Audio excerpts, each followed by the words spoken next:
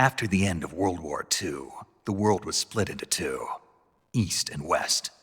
This marked the beginning of the era called the Cold War.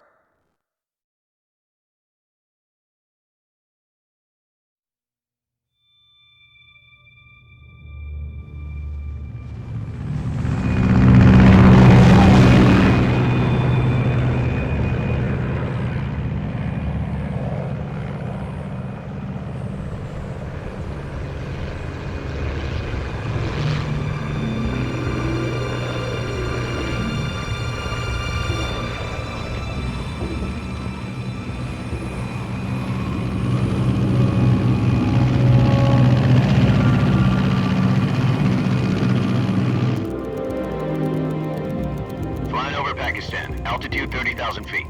Approaching Soviet airspace. 20 minutes to drop off. Commencing internal depressurization. Equipment check. Arm main parachute. All right. You ready to go? Drop zone still showing a high pressure mass. Cav okay. Good. We've got high visibility.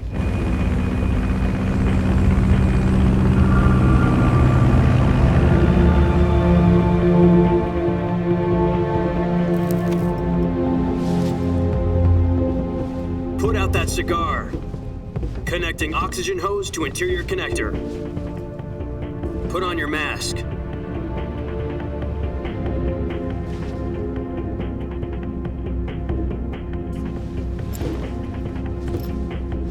Does this panty waste know what he's doing? Approaching release point. 10 minutes to drop off. Hey, are you deaf? He said put out the cigar and put on your mask.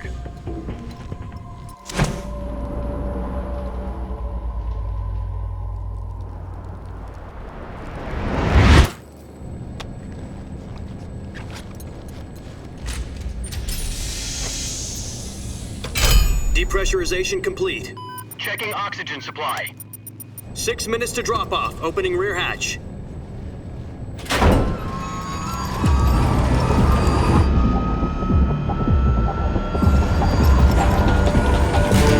Sunrise.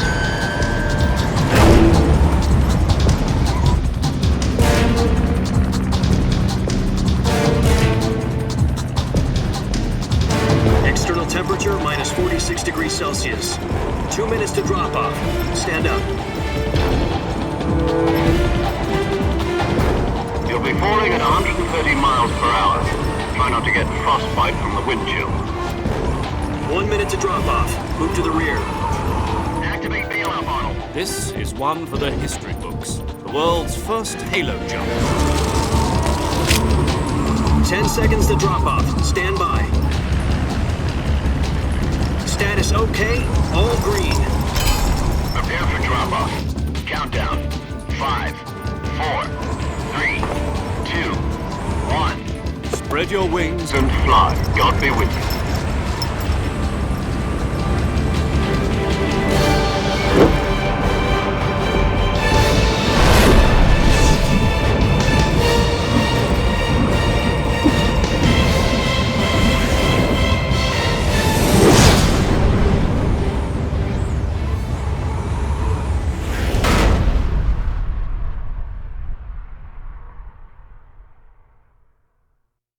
Jack, I've got some important news.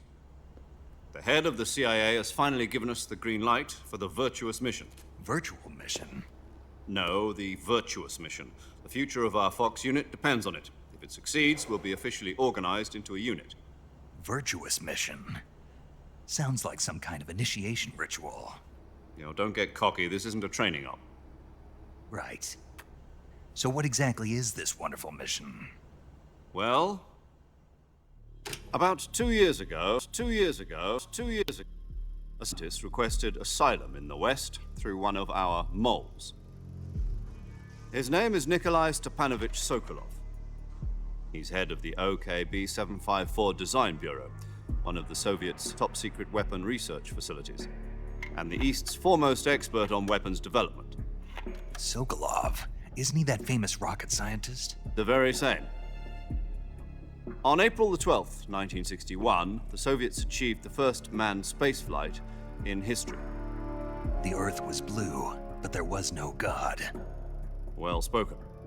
The rocket that carried Yuri Gagarin into orbit was the A-1, known as the Vostok rocket. Sokolov is said to be the man most responsible for the multi-engine cluster used in that rocket. After Gagarin's flight, Sokolov left rocket development to become the head of the newly established Design Bureau.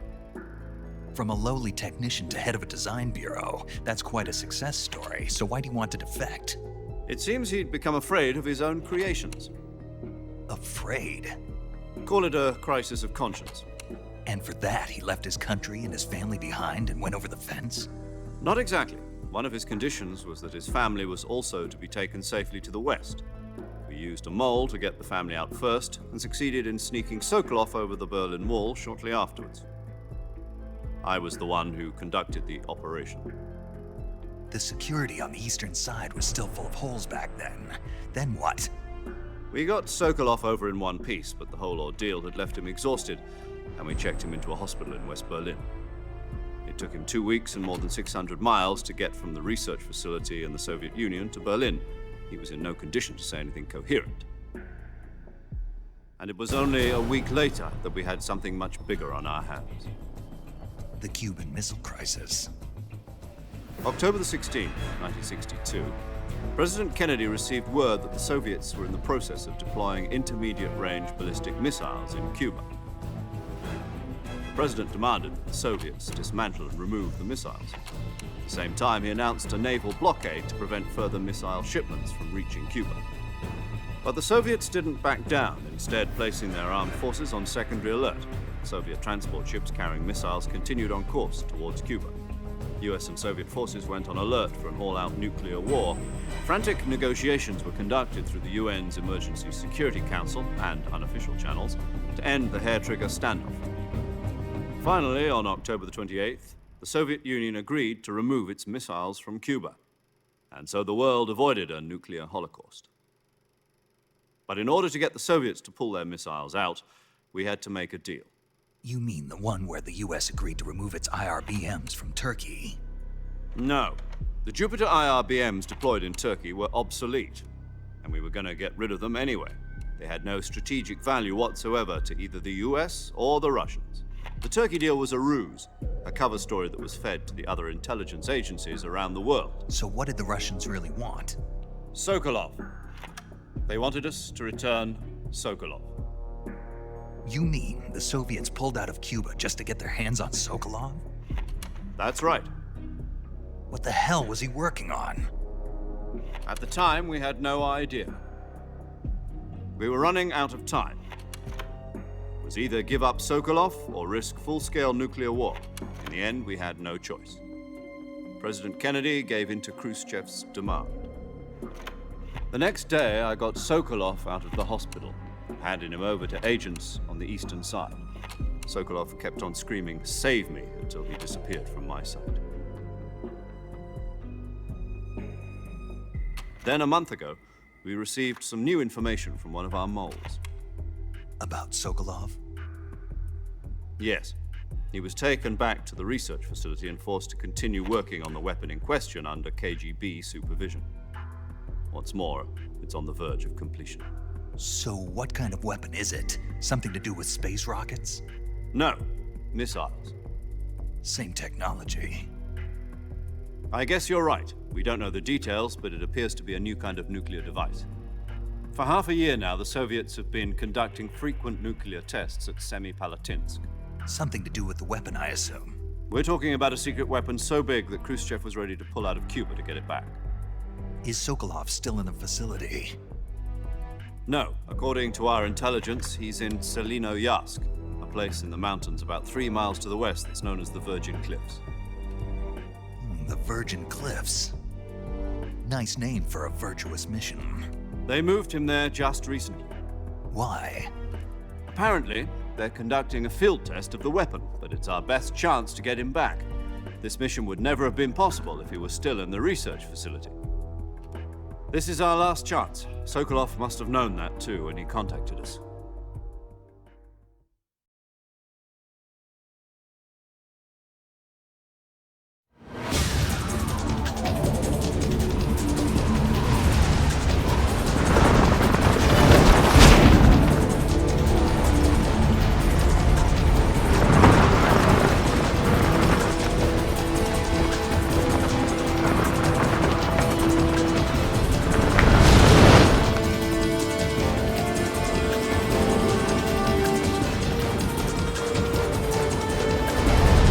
Listen up, Jack. Your mission is to infiltrate Selino Yask in the Soviet mountains, ensure the safety of Sokolov, and bring him back to the West.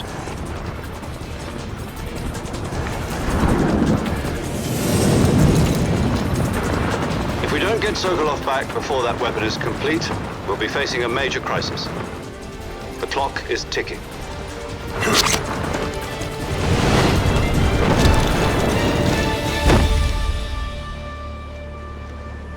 Once we've confirmed the rescue of Sokolov, stand by at the recovery point.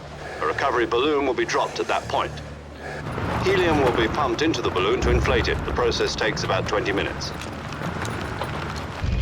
Once it's complete, the gunship's arm will latch onto the balloon and pull it up.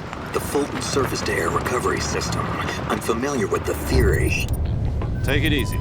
It's been combat-proven. Do you think Sokolov is up to it? The shock will be less than during a parachute jump, and the arm can handle up to 500 pounds. So you're planning on going over the border in a single combat talent? She's equipped with two 6-barrel 20mm Vulcan cannons, as well as two 40mm machine guns. Sounds like she could hold her own against a battalion of tanks. Even with the fuel in the reserve tank, we're facing a 4-hour time limit. If all goes well, it shouldn't take more than a few hours. Home in time for dinner. But if anything goes wrong, You'll be eating dinner, breakfast, and all the rest of your meals in the jungle.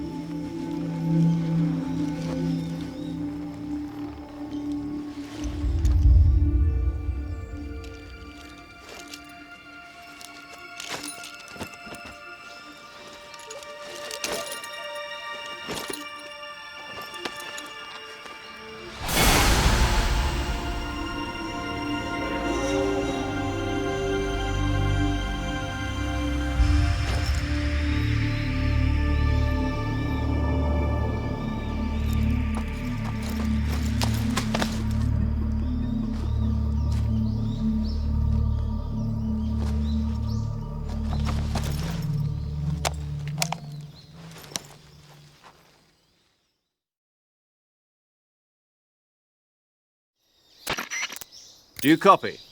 You're already in enemy territory, and somebody might be listening in. From here on out, we'll be using code names to refer to each other. Your code name for this mission will be Naked Snake. I'll be referring to you as Snake from now on. You're not to mention your real name. Snake? Oh, you don't like snakes? What do you mean? You've eaten one before, haven't you? In survival training. I'm glad to hear that. I don't know if I'd ever order one in a restaurant, but... Be careful, you might not have a choice. What about you, Major? What should I call you? Let's see. I'll be Tom. Call me Major Tom. This will be a sneaking mission. You must not be seen by the enemy. You must leave no trace of your presence. Is that clear? This kind of infiltration is the Fox unit's speciality. In other words, weapons and equipment are procured on site. That goes for food as well. You're completely naked, just as your name implies. Great. Now I see why you asked me if I like snakes. I suppose calling me Snake was your idea of a joke, too. No, there's a good reason for that. I'll tell you later when the time is right. Gotcha. Getting back to the subject, how exactly am I supposed to feed myself? You've been issued a knife and a tranquilizer gun. Use them to hunt for food. You'll also find some medical supplies in your backpack. Yeah, about the backpack. I lost it in a tree on the way down. I see. Well, you'd better go back and get it then. You know where it is? No problem. I can see it from here. It's stuck on a branch. To climb a tree, stand in front of a tree that's covered in ivy and press the action button. I'll be monitoring your progress over the radio. We can't risk violating Soviet airspace, but I'll be in the gunship. My frequency is 140.85. I'll give you a call if I need to talk to you. If you need to talk to me, use the send function. Okay, Snake, go get your backpack.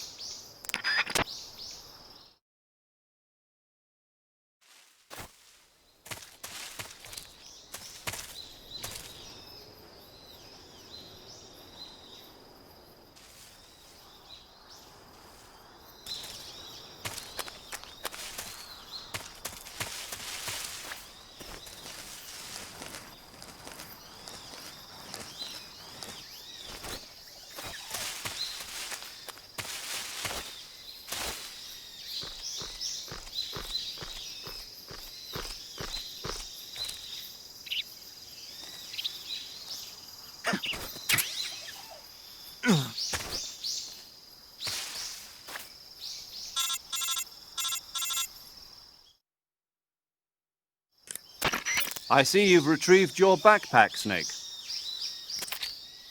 To equip a weapon, it's necessary to take it out of your backpack. In the survival viewer, choose Weapon from the backpack. Your available weapons will be displayed in a window in the upper left. From that list, choose the weapon you want to equip and press the Enter button. For other equipped items, just do the same thing from Item. Got it. Use the survival viewer backpack.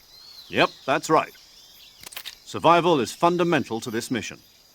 After you've been out in the field for a while, your stamina will start to drop. If your stamina gets too low, it'll affect your performance. You won't be able to shoot accurately, for example, and your wounds won't heal as smoothly. Keep an eye on your stamina so you don't run out.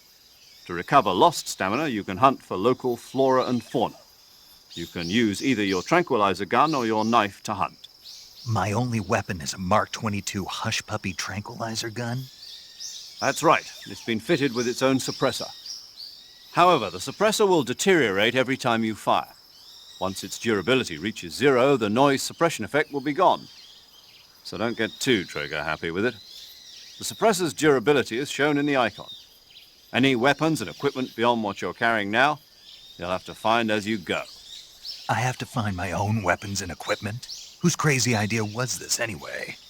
Solo covert actions are standard Fox operating procedure. You can't leave any traces of your presence. No weapons, equipment, footprints, sweat, or bodily waste. The same goes for bullets and cartridges, too. Your presence in enemy territory is already a violation of international conventions of warfare. There aren't supposed to be any American soldiers in Russia. It could spark an international incident. You can't let anyone see you. You can't let the enemy know you're there. This is a stealth mission. You're a ghost, Snake, in every sense of the word. And there'll be no rescue if you're captured. The military and US government will deny any involvement in the affair. Then I'll just have to take care of myself, huh? I'm afraid so. You've been given a fake death pill for that purpose. SIS guidelines stipulate that soldiers on covert ops like this one be issued a potassium cyanide capsule. Tape it to your body so you can take it when you need to.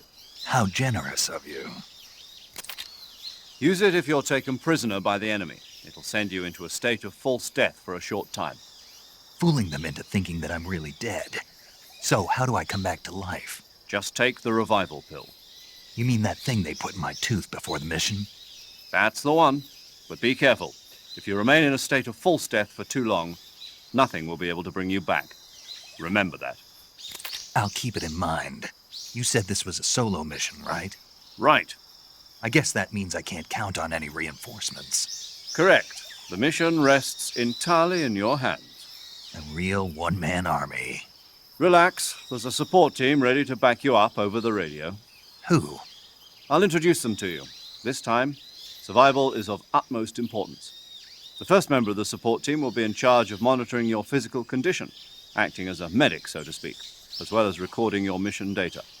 She's a member of Fox as well, and she's here on the gunship with me. She? Hello, Snake. I'm paramedic. Nice to meet you. Paramedic. As in a medic who comes in by parachute. Aren't you going to tell me your real name? Are you going to tell me yours, Mr. Snake? My name, huh? It's John Doe. And they call you Jack for short. You're a regular Captain Nemo. A name means nothing on the battlefield. After a week, no one has a name. What's your name? Jane Doe. Very funny. I wasn't joking, but I'll tell you my name only if you manage to make it back alive. My frequency is 145.73. She's also in charge of recording your mission data. Whenever you want to save, send a message over the reserved save frequency, 140.96. So saving lets me record my mission data. That's right. It also records the state of your health. Good to know. There's one more person I want to introduce you to, Snake. Huh? Speaking of snakes, you remember the boss, don't you? A legendary soldier and your mentor. Actually, it was the boss that got the DCI's authorization in the first place. She's going to be serving as Fox's mission advisor. The boss is? She also helped me plan this mission. She and I were at SAS together. Jack, is that you? How many years has it been? Boss? That's right. It's me. Oh. Talk to me. Let me hear your voice. It's been 5 years, 72 days, and 18 hours. You've lost weight. You can tell just by the sound of my voice. Of course I can. I know all about you. Really? Well, I don't know anything about you. What's that supposed to mean? Why'd you disappear on me all of a sudden? I was on a top-secret mission. You didn't need me anymore. But there were still so many things I wanted you to teach me. No, I taught you everything you needed to know about fighting techniques. I taught you all I could. The rest you needed to learn on your own. Techniques, sure. But what about how to think like a soldier? How to think like a soldier? I can't teach you that. A soldier needs to be strong in spirit, body, and technique. And the only thing you can learn from someone else is technique. In fact, technique doesn't even matter. What's most important is spirit. Spirit and body are like two sides of a single coin. They're the same thing. I can't teach you how to think. You'll just have to figure it out for yourself. Listen to me, Jack. Just because soldiers are on the same side right now doesn't mean they always will be. Having personal feelings about your comrades is one of the worst sins you can commit. Politics determine who you face on the battlefield. And politics are a living thing. They change along with the times. Yesterday's good might be tomorrow's evil. Is that why you abandoned me? No, it had nothing to do with you. I already told you, Jack. I was on a top-secret mission. A soldier has to follow whatever orders he's given. It's not his place to question why. But you're looking for a reason to fight. You're a natural-born fighter, but you're not quite a soldier. A soldier is a political tool, nothing more. That's doubly true if he's a career soldier. Right and wrong have no place in his mission. He has no enemies and no friends. Only the mission. You follow the orders you're given. That's what being a soldier is. I do whatever I have to get the job done. I don't think about politics. That's not the same thing. Sooner or later, your conscience is going to bother you. In the end, you have to choose whether you're going to live as a soldier or just another man with a gun. There's a saying in the Orient, loyalty to the end. Do you know what it means? Being patriotic. It means devoting yourself to your country. I follow the president and the top brass. I'm ready to die for them if necessary. The president and the top brass won't be there forever. Once their terms are up, others will take their place. I follow the will of the leader, no matter who's in charge. People aren't the ones who dictate the missions. Then who does? The times. People's values change over time, and so do the leaders of a country. So there's no such thing as an enemy in absolute terms. The enemies we fight are only enemies in relative terms, constantly changing with the times. As long as we have loyalty to the end, there's no point in believing in anything, even in those we love. And that's the way a soldier's supposed to think? The only thing we can believe in with absolute certainty is the mission, Jack. All right, but do me a favor. What is it? Call me Snake. Snake. Oh, right. Your code name is Snake. It suits you well. That's right. The legendary unit that the boss put together during World War II was a snake.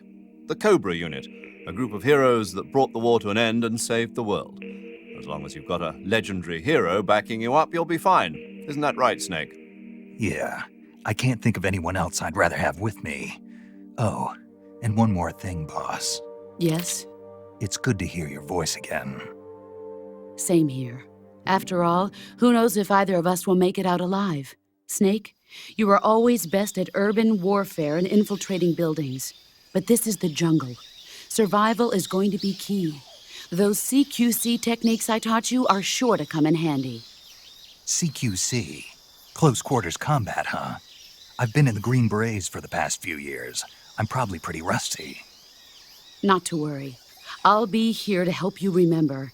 After all, this is your first actual survival mission. I'll be supporting you over the radio.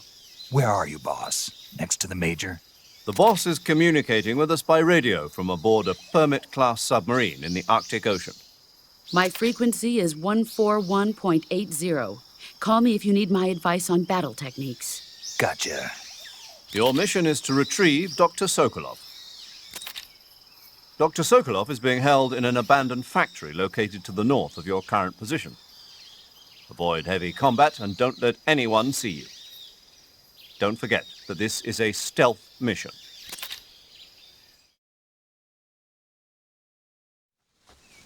Snake, try to remember some of the basics of CQC.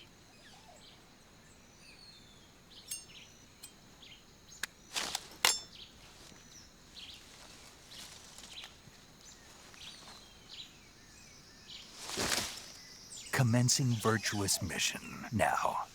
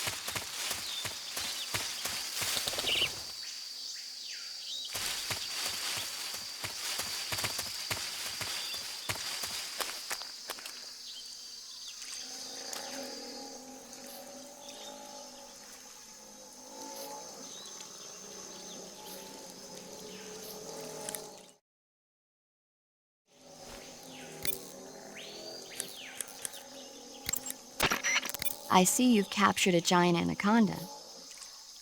The giant anaconda is believed to be the largest snake in the world in terms of weight and diameter. It's not poisonous, but its large size makes it extremely powerful. They say it even eats crocodiles. Its only natural predator is man. And Snake. And snake. Got it.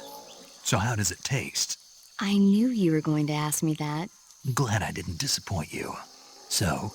Well, the guide says it tastes all right. Good. I'll have to try some. Ugh.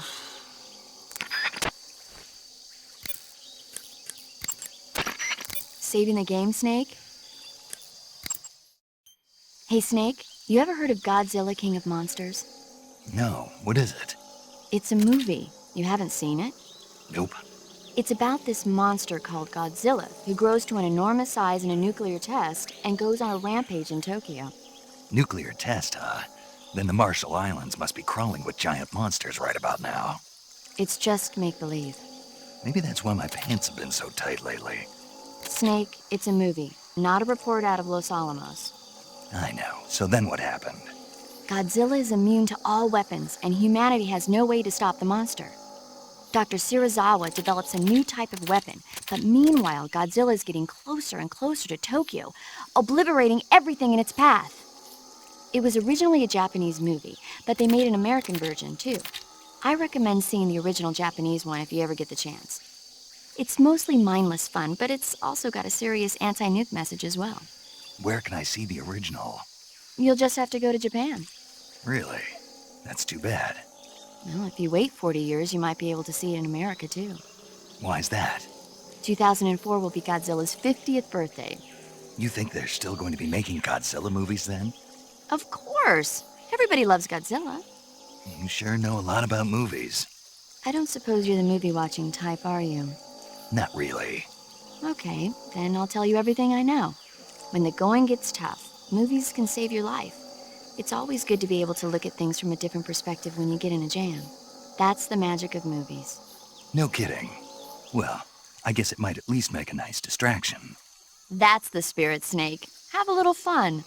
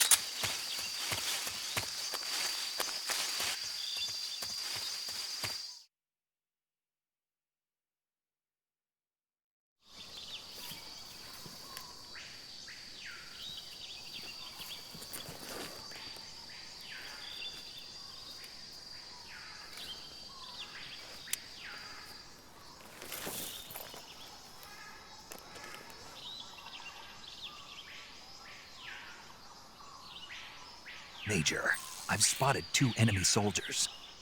They're probably KGB troops sent to guard Sokolov. AK-47s and grenades.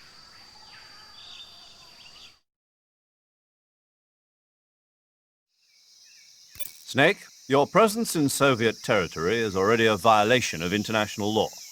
You can't let the Kremlin find out that the CIA and the American government are involved. Contact with the enemy is strictly prohibited. Don't engage them in battle either. This is a stealth mission. Got that? The Major is right. The point of this mission is to sneak through the jungle without being seen. The success of the mission depends on how well you use your camouflage. Change your camouflage by selecting Camouflage from the Survival Viewer. The Uniform option lets you pick your uniform, while the Face option lets you change your face paint. Choosing camouflage that blends in with your surroundings will help you conceal yourself more effectively. Also, don't forget that anything that moves will stand out in the jungle. If you just stand up and run around like an idiot, you're bound to be spotted. But if you crawl instead, you should be able to sneak by without being noticed. You can see how effective your camouflage is by looking at the Camo Index. The Camo Index shows how well your current camouflage blends in with the surrounding area. The higher the value, the harder you are to spot, and vice versa. The key is to make yourself one with nature. Keep that in mind as you go along, okay?